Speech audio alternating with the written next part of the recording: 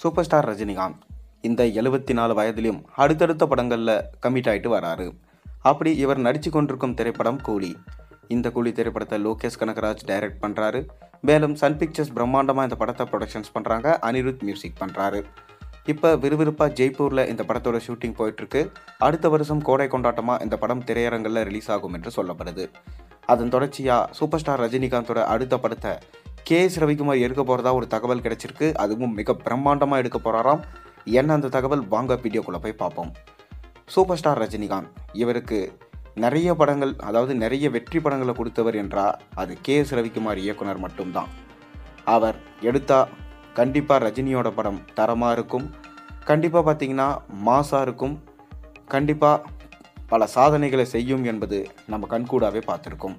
அப்படி அவர் எடுத்த படங்கள் தான் முத்து, படையப்பா போன்ற மிக சிறந்த படங்கள். அதன் தொடர்ச்சியாக லிங்கா என்ற படத்தை எடுத்தார். ஆனால் அந்த படம் சரியாக போகலை. இதால் பெருத்த நஷ்டம் ஏற்பட்டதுனால இன்று வரைக்கும் சூப்பர் ஸ்டார் ரஜினிகாந்தும் கே.எஸ். ரவிக்குமாரும் இணையாமலே இருந்துட்டு வராங்க. ஒரு காலத்தில் சூப்பர் ஸ்டார் ரஜினிகாந்தை வச்சு பிரம்மாண்ட படத்தை எடுக்க ஆசைப்பட்டார் கே.எஸ். ரவிக்குமார். அந்த படத்தோட பூஜையும் போட்டாங்க. மிக பெரும் நடிகர்கள், நடிகையர்கள், அரசியல் தலைவர்களெல்லாம் கூப்பிட்டு வச்சு பூஜை போட்டாங்க. கடைசியில் படப்பிடிப்பு நடத்தும் நேரத்தில் சூப்பர் ஸ்டார் ரஜினிகாந்துக்கு உடம்பு சரியில்லாமல் போயிடுச்சு. அதனால் அந்த படத்தை நிறுத்திட்டாங்க. அந்த படம் வேறு எந்த படமும் இல்லை, ராணான்ற சரித்திர படம் தான். தீபிகா படுகோனி ஹீரோவமாக நடிக்க பார்த்தாங்க.